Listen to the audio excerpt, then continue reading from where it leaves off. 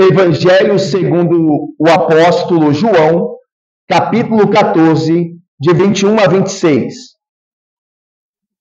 Nós vamos orar ao Senhor então, pedindo ao Senhor que nos fale por meio de sua palavra poderosa, por meio de seu Espírito que nos ilumina, para que nós não só guardemos essa palavra, mas a pratiquemos. Vamos orar então e depois nós faremos a leitura da Santa Palavra de Deus. Ó Deus Santo e bendito, agora que nós estamos diante da Tua Palavra, ó Deus, esperamos, ó Deus, sermos instruídos pelo Santo Espírito do Senhor que em nós habita, ó Deus. Habita em todo aquele que crê verdadeiramente que Cristo é o Senhor, ó Deus. Assim, ó Pai, abençoa-nos, ó Deus, agora que ouviremos a pregação da Palavra, ó Pai. Este meio que o Senhor estabeleceu como meio de edificação, de fortalecimento, ó Deus, para o seu povo, ó Pai. Nós cremos na Tua Palavra. Nós cremos no Santo Espírito do Senhor. E é por isso que nós estamos aqui, segundo a Tua graça, ó Pai, que nos trouxe, ó Deus, porque nós temos crido nessas coisas, que são a verdade, ó Pai do Senhor. Abençoa-nos agora no ouvir da palavra de Cristo, ó Deus. Que o próprio Cristo, por meio do seu Santo Espírito, ó Deus, nos abençoe, manifestando o seu poder em nosso coração, em de nos confirmar segundo a sua palavra poderosa. Assim nós oramos, em nome do Senhor Jesus Cristo, com perdão dos pecados. Amém. Leiamos então o texto da palavra do Senhor, a partir do versículo de número 21. Aquele que tem os meus mandamentos e os guarda, esse é o que me ama. E aquele que me ama será amado por meu Pai. E eu também o amarei e me manifestarei a ele. Disse-lhe Judas, não o Iscariotes: de onde procede, Senhor, que estás para manifestar-te a nós e não ao mundo? Respondeu-lhe Jesus: se alguém me ama, guardará a minha palavra, e meu Pai o amará, e viremos para ele e faremos nele morada. Quem não me ama, não guarda as minhas palavras. E a palavra que estáis ouvindo não é minha, mas do Pai que me enviou.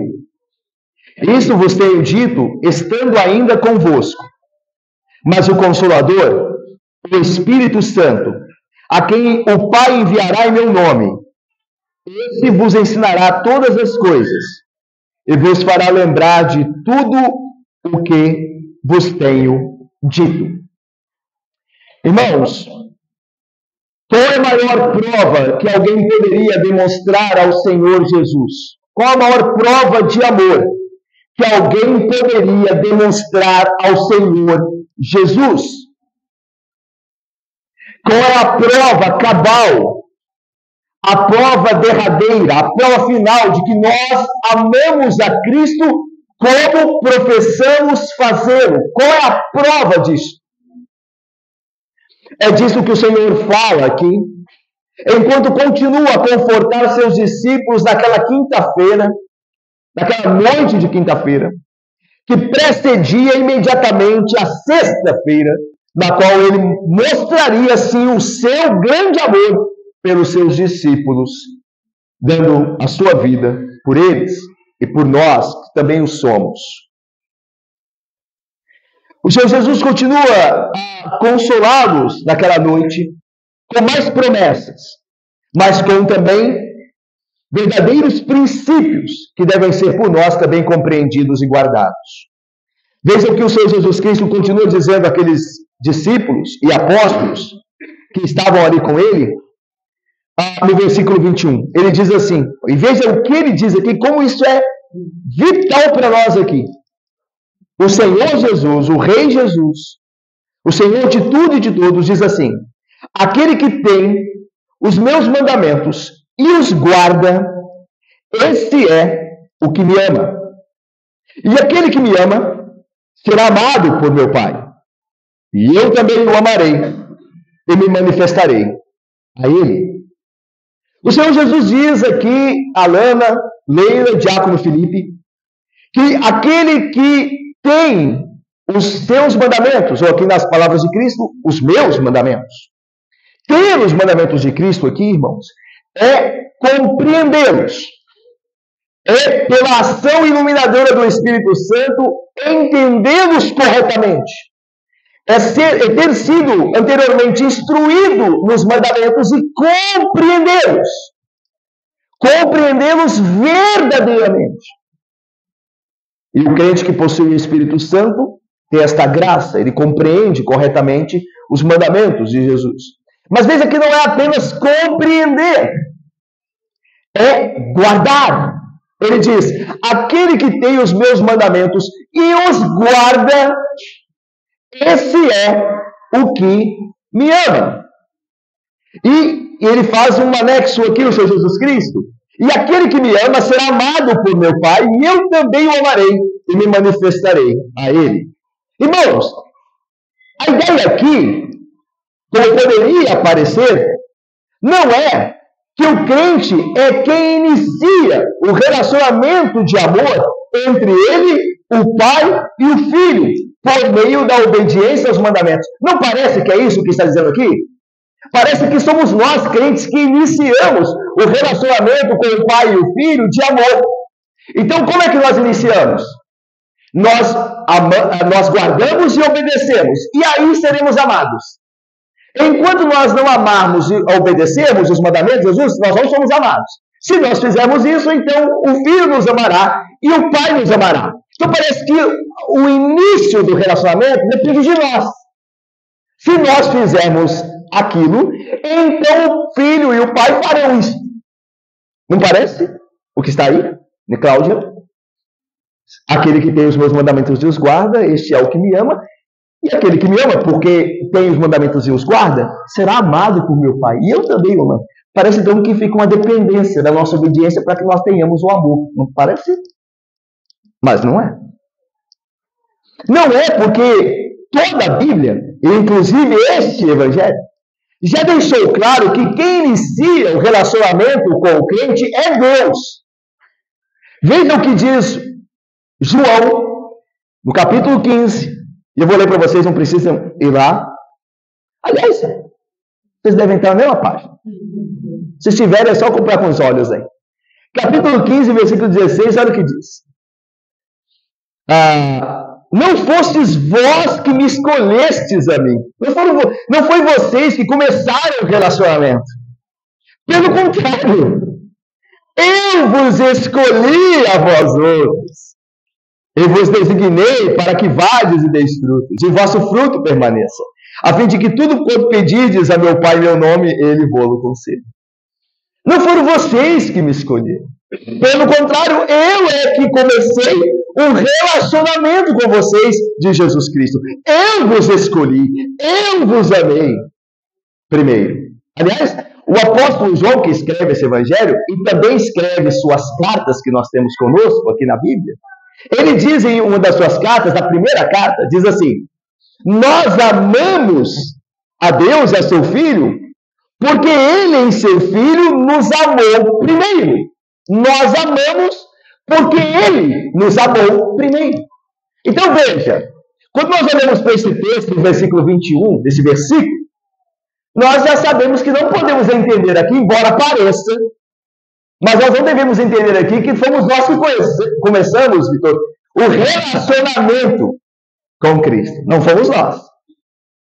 Então, se não é isto, o que é? Irmãos, a ideia aqui é que o que acontece é que o Senhor estabelece que o contínuo relacionamento entre Jesus, Ele mesmo, e os seus discípulos caracteriza-se pela obediência da parte deles. E é condicionada por ela, mas que esta obediência, que faz parte do relacionamento, está inserida em um círculo de amor contínuo. A ideia é a seguinte, que obediência e amor entre Cristo e os seus discípulos, da parte de Cristo amor e da parte dos seus discípulos amor e obediência, participam do mesmo círculo. Aqui a ideia não é o que começou antes. Dá para entender? Aqui não é quem amou primeiro ou quem obedeceu primeiro. Esse não é o ponto aqui. A Bíblia deixa claro que quem amou primeiro foi Jesus. Ele vem deixar muito claro isso.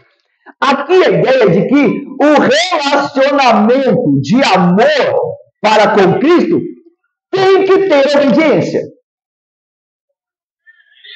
Aquele que diz que me ama é aquele que tem e guarda os meus mandamentos. Não existe amor, não existe intimidade comigo, por assim dizer, diz o Senhor Jesus Cristo, se não guardar e obedecer os meus mandamentos. Só me ama quem faz isso. É a prova de que me ama. E essa é a ideia. Então, volto a dizer, o que está em jogo aqui não é quem começou primeiro a amar, porque nós já sabemos quem começou primeiro a amar, foi Deus em Cristo.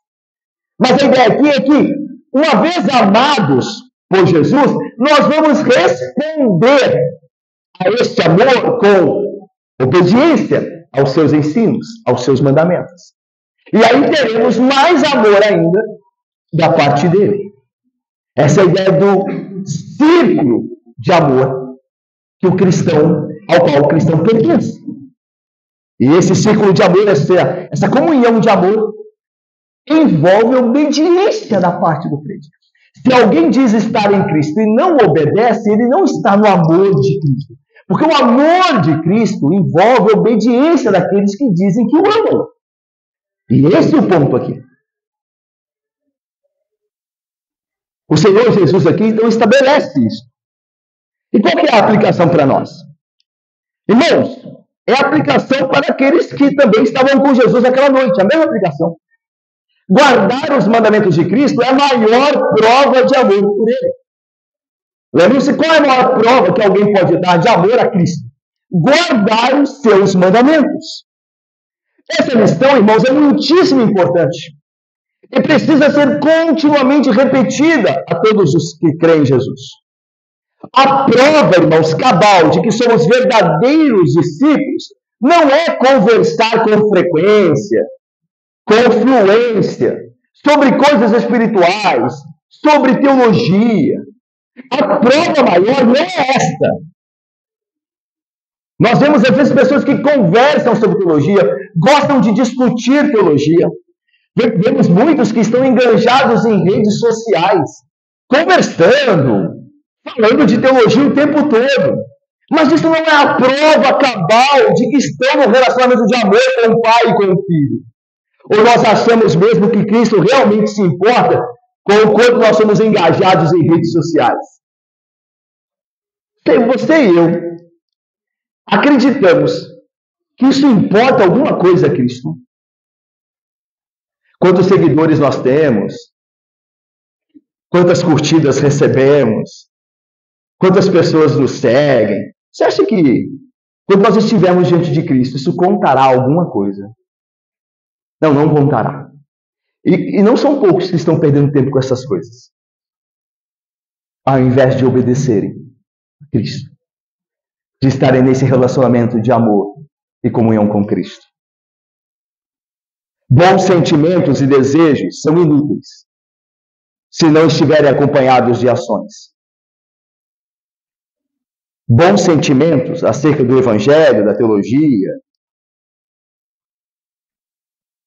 são inúteis se não estiverem acompanhados de obediência. Não tem aquele ditado popular que diz que de boas intenções o inferno está cheio? Pois é, esse ditado, esse dito popular, ele tem muita razão, porque ele está fundamentado no que a Bíblia diz.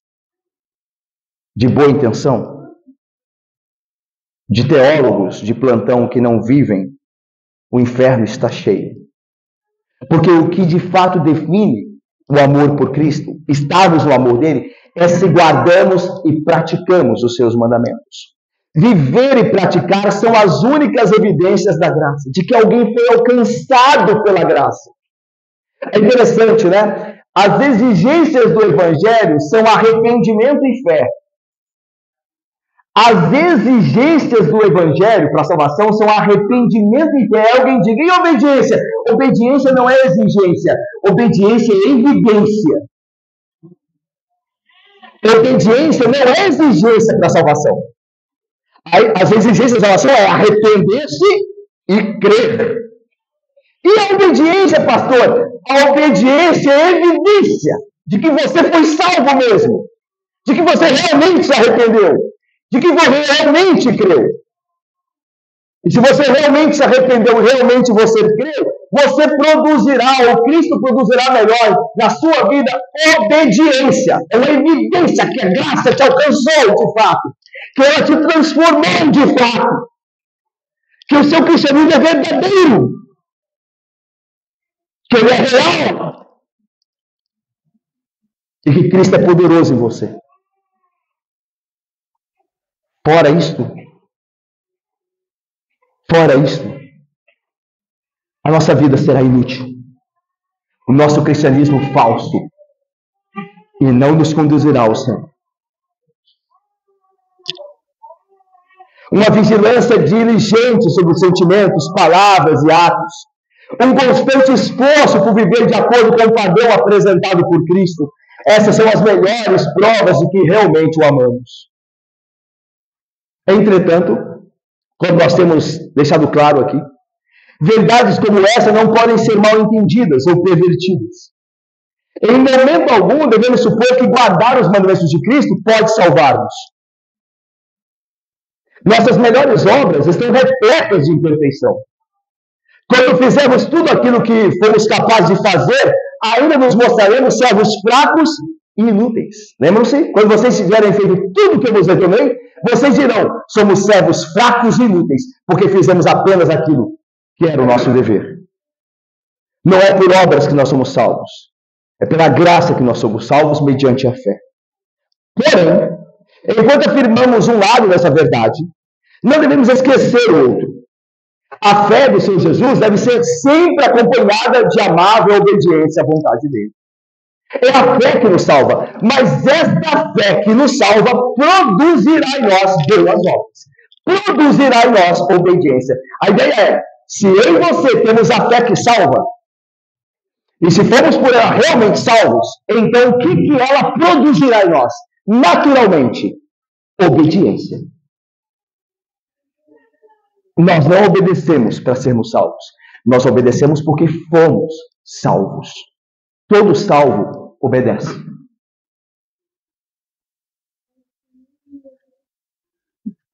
Precisamos demonstrar isso em nossas vidas. Nós precisamos demonstrar isso se amamos a Cristo. Você ama Cristo? Você o obedece? Você vive debaixo dos seus mandamentos? Você tem resistido ao pecado? Você tem feito aquilo que Deus ordena em Cristo? Então você o ama. Se a resposta é não, você não tem feito, então, meu irmão, você precisa se arrepender. Você ainda não foi alcançado pela graça. Se a sua vida não foi transformada. Mas há uma promessa ainda dele, a esses que guardam, que têm e guardam os mandamentos, que é a verdadeira prova de amor a ele. Ele diz que a estes que têm e guardam os mandamentos, ele se manifestará a eles. O final do versículo 21 diz, e me manifestarei a eles. Irmãos, assim como o pai, que ama o filho, lhe mostra todas as coisas, por assim dizer, se manifesta ao filho, assim também o Filho se manifesta a todos os seus discípulos que o amam e o obedecem. Mas isso trouxe uma dúvida a um dos discípulos que ali estava. Ou seja, como é que Cristo se manifestaria apenas a eles? Olha o que diz o versículo 22. Vamos ler juntos? Versículo 22? Leiamos, irmãos. Disse-lhes...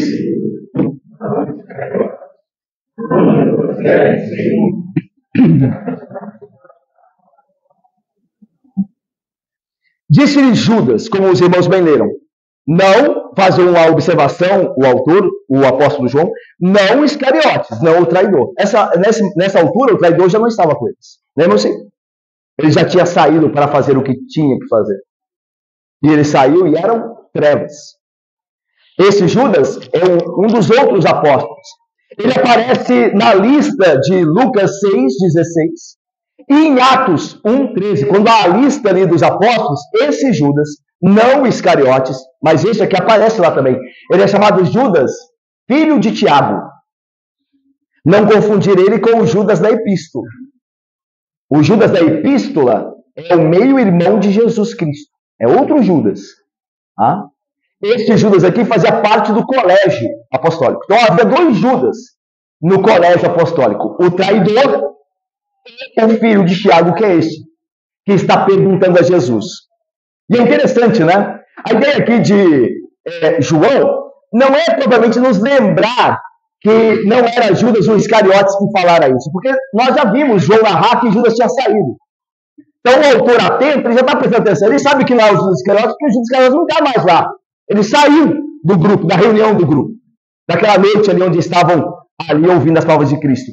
Mas a ideia aqui é mostrar que o Judas Iscariotes jamais estaria preocupado com essas coisas que Judas está, o Judas filho de Tiago. O Judas Iscariotes não estava preocupado com o que é espiritual. A conversação dele não é espiritual, o Iscariotes. Ele está preocupado com dinheiro, lembram-se? Por que fez isso com perfume? Podíamos vender e com o dinheiro dele dar aos pobres. E aí João diz, ele falou isso não por amar os pobres, mas porque era ladrão e tirava o dinheiro da bolsa. Ele está preocupado com outras coisas, com as coisas do mundo. Mas ele não tinha uma fé que estava preocupado com coisas espirituais. A conversação dele não era essa.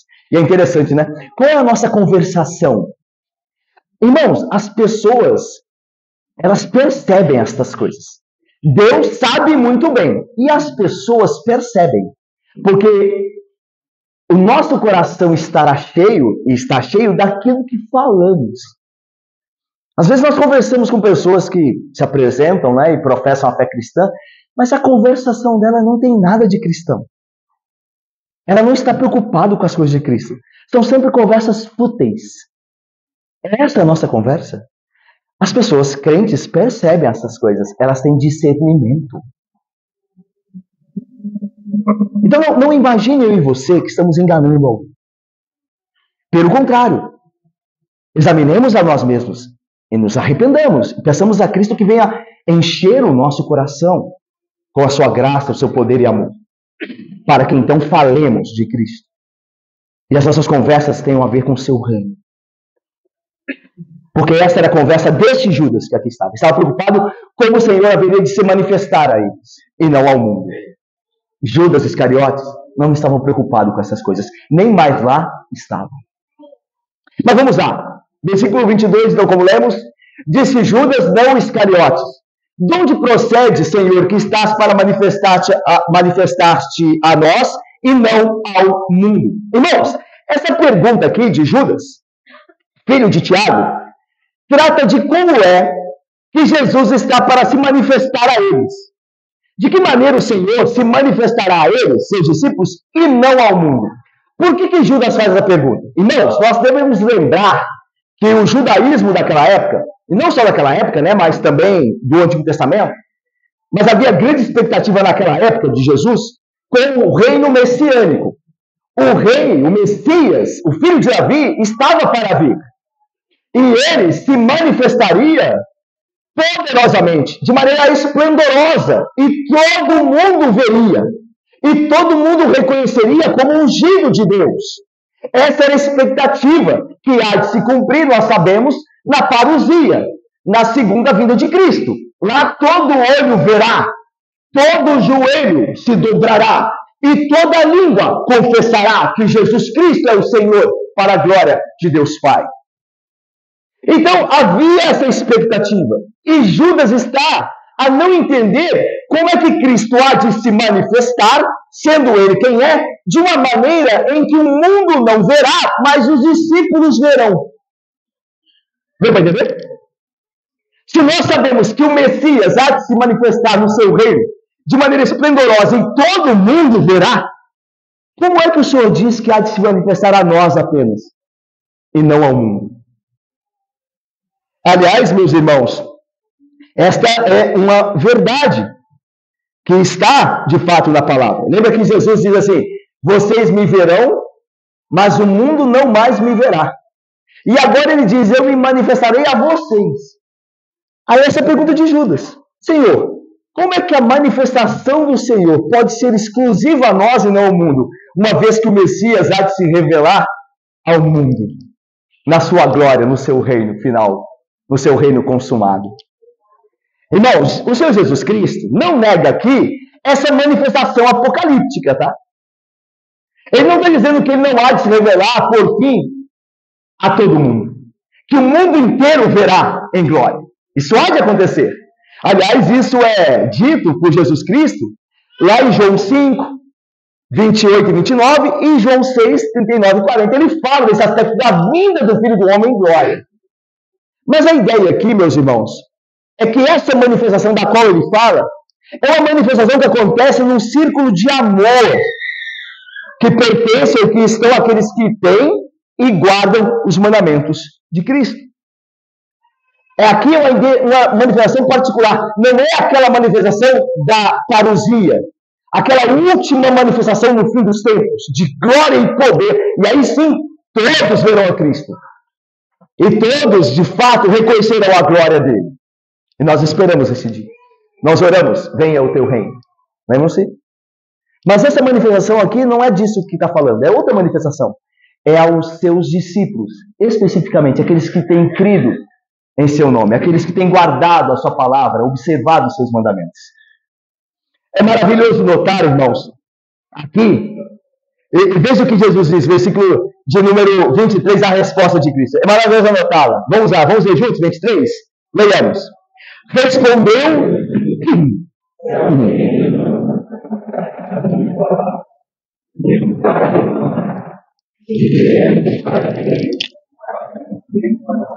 Jesus está respondendo a pergunta, Jonathan, está respondendo, meu irmão, a pergunta, Carol, de Judas. Como é que o Senhor há de se manifestar a nós e não ao mundo? Agora ele responde. Ele responde, se alguém me ama, ele já disse isso, lembram-se? No versículo 21. Guardará a minha palavra. E como é que eu me manifestarei a ele? Agora ele explica. Eu e o meu Pai o amaremos e viremos para ele e faremos nele morada. Então agora a gente já tem uma luz, Guilherme, sobre como é que Jesus vai se manifestar. Qual é essa manifestação particular que ele dá àqueles que amam e guardam os seus mandamentos? É que ele e o Pai virão e farão nesse homem que guarda e teme ao Senhor, os seus mandamentos, morada neles. É assim que ele vai se manifestar especialmente a esses. Então, João, é uma manifestação, Silvia e José, diferente daquela da parousia. Aquela também será uma manifestação gloriosa, só que naquela todos o verão. Aqui não, aqui é do grupo, para o grupo que o ama, guardando os seus mandamentos. Esse grupo terá a manifestação de Jesus. Qual a manifestação de Miro e Daniel? Jesus virá a eles, Sofia, e fará neles morada. Habitará neles. E meus irmãos, nós sabemos que isso aponta para o Espírito Santo. Como é que o Pai e o Filho fazem morada no crente? Através do Espírito Santo de Deus. Isso fica claro, por exemplo, quando o apóstolo Paulo escreve o seguinte: para que, preste atenção, irmãos, para que segundo a riqueza da sua glória, vos conceda que sejais fortalecidos com poder, mediante o seu Espírito no homem interior. O seu Espírito no homem interior. Fazendo morada no homem interior. E assim habite Cristo em vosso coração. Como é que Cristo vem fazer morada em nós?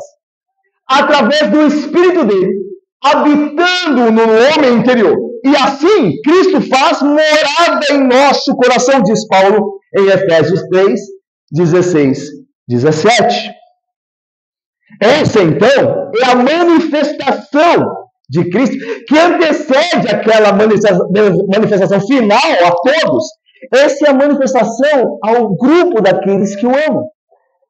É assim que ele se manifestará a eles, fazendo neles morada, através do seu Santo Espírito. Meus irmãos, é fato que no último dia, na glória de Cristo, quando ele vier, na parousia, nós seremos plenamente cheios de Deus. Deus habitará em nós plenamente. Agora nós temos o Espírito Santo como inauguração dessa realidade. Mas naquele dia de Cristo, então Deus habitará não só conosco, mas em nós plenamente. E nós seremos como seu Filho, santos e perfeitos como Ele é. Porque Deus habitará em nós plenamente. Agora nós temos uma amostra. O Espírito Santo agora para nós é um penhor, uma garantia de algo maior que está vindo. E então, naquele dia, se cumprirá o que diz João em Apocalipse. Então, ouvi grande voz que vinda do trono, dizendo: eis o tabernáculo de Deus com os homens. Deus habitará com eles. Eles serão povos de Deus. E Deus mesmo estará com eles. Naquele dia, no dia de Cristo, então Deus tabernaculará em nós. Nós seremos a habitação dele. Nós já somos hoje, mas não plenamente. Porque ainda o velho homem divide espaço com o Espírito de Deus. Mas naquele dia, triunfando o Espírito em nós, como fará em todo crente, ele triunfará contra o velho homem. Então Deus será tudo em todos. E nós teremos a plenitude de Deus. O Espírito dele, Santo, habitará em nós plenamente.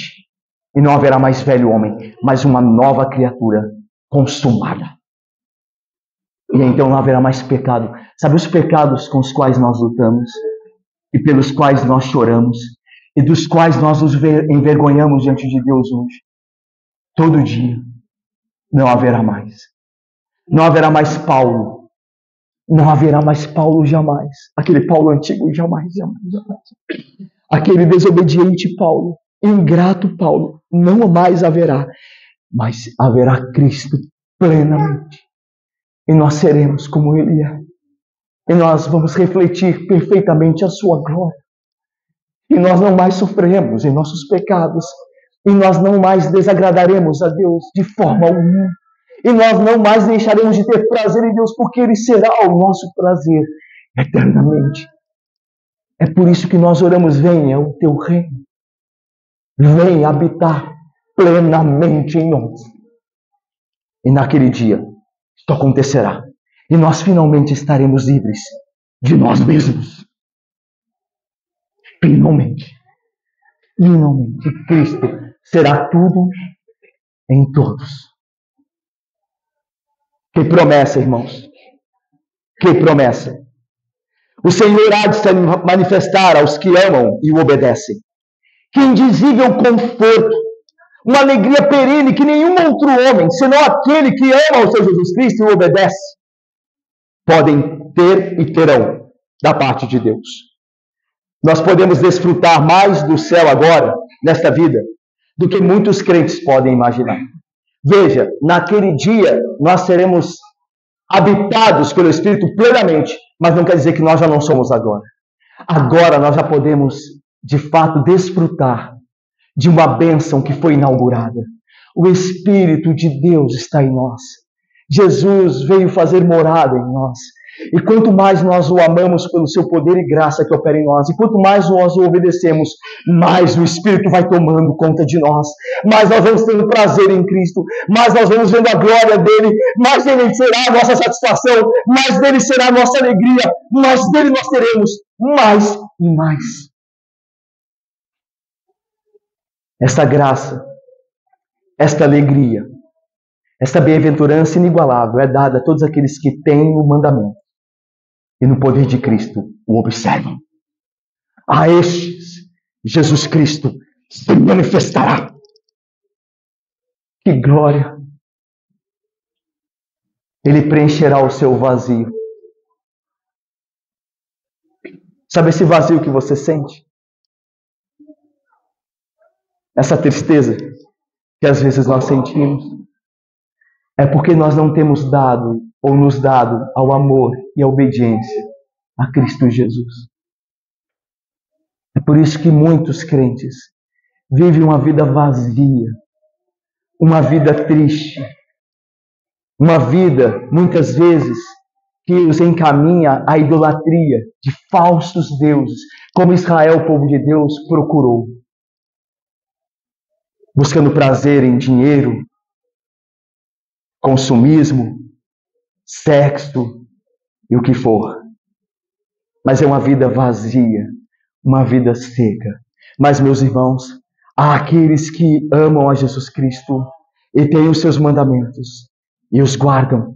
Ele se manifestará a eles pelo Espírito Santo e lhes dará alegria e força e graça e satisfação nele mesmo.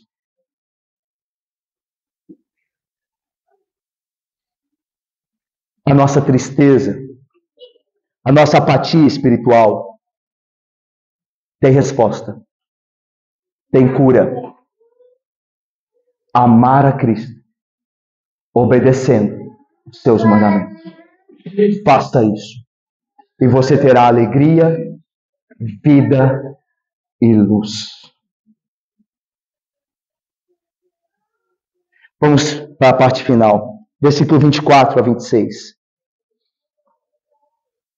O Senhor Jesus continua agora tratando do quadro oposto. Ele falou daqueles que amam a Ele e guardam as suas palavras. Agora ele fala dos que não amam. E, por consequência, não guardam suas palavras. Versículo 24. Quem não me ama, não guarda as minhas palavras. E a palavra que estáis ouvindo não é minha, mas do Pai que me enviou. Irmãos, é fácil nós nos autoexaminarmos quanto ao nosso amor a Deus. Nós amamos a Deus, amamos a Cristo, então nós guardamos os seus mandamentos. Mas se nós não guardamos, é porque nós não amamos. Você deve se perguntar isso. Porque o que nos falta quando nós não guardamos o mandamento é amor. Nós não temos amor. Porque se nós tivermos amor, nós guardaremos. O amor é que nos move, irmãos. O mero dever não gera obediência. Você já viu alguém tentar viver algo por obrigação? Você já viu alguém tentar ou já tentou viver em algo por obrigação? Você não conseguirá manter isso por muito tempo. Porque ninguém aguenta viver por obrigação. Se o coração não estiver. É o amor a Cristo que nos mantém unidos a Ele. É o amor dele que nos faz, presbítero Otto, obedecê-lo. Não é uma obrigação. Ninguém vive por obrigação. Imagine um casamento que é mantido por obrigação. O marido chega em casa um certo dia lá, com um buquê de flores, e entrega a sua esposa diz, meu amor, muito obrigado. Aí o marido responde, eu fiz isso porque é minha obrigação. Romântico, não? É o meu dever. É isso que nós queremos ouvir? Não. Eu fiz isso porque eu te amo. Eu pensei em você o dia inteiro. Eu te amo. Não é isso? Não é isso que nos deve motivar e que realmente nos motiva? Por que algumas pessoas, se não muitas, vivem atrás do dinheiro? Porque amam o dinheiro. Porque vivem atrás de consumir pornografia. Porque amam o sexo. E é isso que define a vida de alguém. Aquilo que você ama, você se entregará. Você obedecerá ao comando daquilo que você ama. Por isso Jesus diz aqui, quem não me ama, não guarda os meus mandamentos. Porque é o amor que leva a isso. Não a obrigação. Um pastor, certa feita, um teólogo, disse uma coisa que é verdade. Na nossa vida cristã de obediência a Cristo, o amor deve ser aquela atitude, aquele fundamento, melhor dizendo, que sempre nos move à obediência. O amor, sempre o amor. Mas se o amor falhar em algum momento, e o nosso amor falha, tocará uma luz de alerta do dever. E aí nós obedeceremos. Então o amor deve ser constante, aquilo que nos leva à obediência. Mas quando ele falhar, e ele falha, é verdade, então a luz do alerta brilhará, acenderá, que é o dever. Mesmo que eu não esteja sentindo tanto, eu devo fazer. Sim, mas não deve ser uma constância viver assim. Você deve viver baseado no amor. Por isso você deve orar, Senhor, ajuda-nos a amá-lo mais. Senhor, aumenta o meu amor por Ti. Você não deve orar antes, Senhor, me faz obedecer-te mais. Mas antes você deve orar, me faça amar-te mais. E assim obedecer. Me dá mais amor por Ti. E Ele dará. E Ele dará. Porque lembra? Tudo aquilo que pedires em meu nome, eu farei. Eu farei. Agora terminamos. Versículo 25 e 26. Isso vos tenho dito, estando ainda convosco. Agora Jesus começa a trazer novamente aquele contexto da sua partida iminente. Ele volta a falar da partida dele, quando diz assim, Eu tenho ensinado essa. O que é isso que você tem dito aqui? São todas essas coisas que nós temos ouvido, essas promessas, essas verdades que Cristo tem falado aos seus discípulos naquela noite. Ele diz, isso eu vos tenho dito enquanto estou ainda convosco. Então ele agora traz o tema da partida dele de novo. Quando ele fala ainda quando estou convosco, ele está dizendo que vai chegar a hora que ele não estará por um tempo. Ele será tirado deles por um tempo. Depois ele voltará a eles. Mas ele será tirado deles por um tempo. E aí por isso que agora é inserido novamente a questão do outro Consolador que será enviado. Porque quando Jesus for, ele enviará um outro Consolador. É o que diz o versículo 26. Mas o Consolador, vamos ver juntos para terminar? Mas o Consolador, o Espírito Santo, a quem o Pai enviará em meu nome, fará lembrar e vos fará lembrar. Aí, meus irmãos, essa é a bênção de tua igreja que lê direitinho. Mas o Consolador, o Espírito Santo, a quem o Pai enviará em meu nome, esse vos ensinará todas as coisas e vos fará lembrar de tudo o que vos tenho dito. É interessante que essa tarefa do Espírito Santo agora é revelada. Mas claramente, óbvio, não quer dizer que ela não fora já tocada, mas ela é mais revelada agora, novamente. E a ideia, meus irmãos, é que se no versículo 16, versículo 16 e 17, o Espírito Santo lá é um consolador, um companheiro, olha só o versículo 16 e 17. Veja aí, olha só. Versículo 16. Eu rogarei ao Pai e ele vos dará um outro consolador, a fim de que esteja para sempre convosco. O Espírito da verdade que o mundo não pode receber, porque não o vê, nem o conhece, vós o conheceis, porque ele habita convosco e estará em vós. Então veja, o Espírito Santo aqui é apresentado como sendo aquele que tem o ministério do consolo, o consolador. E mais ainda, ele é um companheiro, porque ele já está, ele habita em vós e estará para sempre convosco. É um companheiro celestial, um companheiro divino.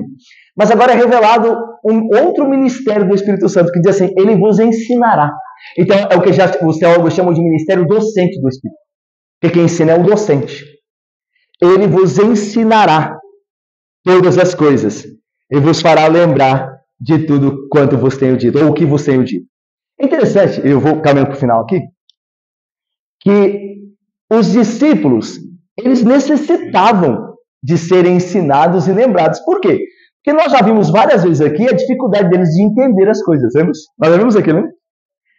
Várias vezes nós vemos o evangelista dizer, entretanto, não entenderam o que Jesus falava acerca disso. Não compreenderam. Lembra de Jesus, lá em Lucas, com os discípulos de Emaús, a caminho de Emaús? Homens nécios, né, e tardios de coração para entender tudo o quanto o Espírito Santo falou acerca do Cristo nas Escrituras. Tardios e lentos para entender. Então agora ele envia o Consolador para que o Consolador ensine e lembre o que Jesus falou. E é interessante que isso se dá, essa tarefa do Espírito Santo, ela se dá depois da glorificação de Jesus. Depois que Jesus ressuscitou dos mortos, o Espírito Santo, que agora habita no coração dos discípulos, porque os discípulos também fazem parte do grupo daqueles que têm e guardam os mandamentos, então Jesus se manifesta, eles fazendo morada neles, o Espírito Santo começa a lembrar aos discípulos e a ensiná-los acerca das coisas que Jesus falou. E eles começam a entender melhor o que eles não entendiam antes, pela ação do Espírito Santo. Vou dar alguns textos que provam isso. Que os apóstolos começaram a entender melhor a obra e pessoa de Cristo depois da ressurreição dele, por meio do Espírito Santo, ensinando a eles como Jesus prometeu aqui. Olha, eu vou ler, só ler, depois vocês vejam o texto. Lá em João 2 diz assim, Jesus lhes respondeu, destruí esse santuário e em 3 dias o reconstruirei. Replicaram os judeus, em 46 anos foi edificado esse santuário e tu em 3 dias o levantarás? Ele, porém, de João escreve agora, o evangelista e apóstolo, ele, porém, se referia ao santuário do seu corpo. Quando, pois, Jesus ressuscitou dentre os mortos, lembraram-se os seus discípulos de que ele dissera isto e creram na Escritura e na palavra de Jesus. Depois da ressurreição é que eles voltaram e lembraram, foi isso. Quando ele falou da destruição do templo, Ele não está falando da destruição do templo físico, mas o corpo dele. Isso aconteceu na morte dele. O corpo dele foi destruído. Mas ele, em 3 dias, o levantou dos mortos. Na ressurreição. Agora nós entendemos. É porque esta promessa sendo cumprida, ele vos ensinará e vos fará lembrar de tudo quanto vos tenho dito. Tem um texto também. Lá em João 12 diz assim: seus discípulos, a princípio, não compreenderam o que ele lhes dissera. Quando, porém, foi Jesus glorificado, então eles se lembraram de que essas coisas estavam escritas a respeito dele e também de que isto lhe fizeram. Quando, porém, depois de ressuscitar dos mortos, então os discípulos, pela ação do Espírito Consolador, começaram a entender as coisas e o cumprimento das Escrituras na pessoa de Jesus. João 20, lá no final do Evangelho, vai dizer assim: então, quando os discípulos foram ao túmulo, vazio, né? Então entrou também o outro discípulo, que chegara primeiro ao sepulcro, e viu o sepulcro vazio, e creu. Agora veja, pois ainda não tinham compreendido a Escritura, que dizia que era necessário ressuscitar Cristo, ele, dentre os mortos. Veja, aqui o outro discípulo que entra no túmulo é João.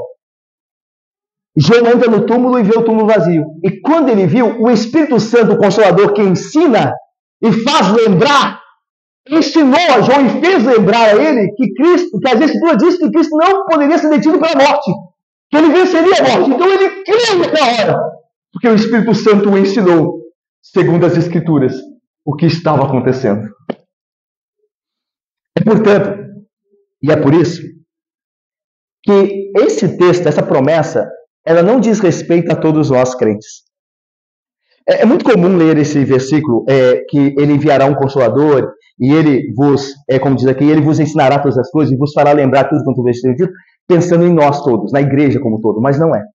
Essa promessa aqui não quer dizer que o Espírito Santo não nos ensine, não nos ilumine, não nos faça que ele faça tudo isso. Mas essa promessa aqui é particular para os apóstolos, aqueles que estavam naquela noite com Jesus, aqueles que escreveriam o Novo Testamento. Por quê? Porque para que essa palavra seja fidedigna, para que essa palavra seja digna de toda aceitação, os apóstolos precisavam lembrar-se do que Jesus falou com eles, de tudo que ele falou e ensinou. E quem faria isso? Quem os lembraria? O Espírito Santo de Deus. Lembra do que Pedro diz? Nenhuma das profecias foi dada por elucubração humana. Pelo contrário, homens santos falaram da parte do Espírito Santo. Foram lembrados pelo Espírito Santo, no caso do Novo Testamento, de tudo aquilo que Jesus fez, falou em seu ministério terreno.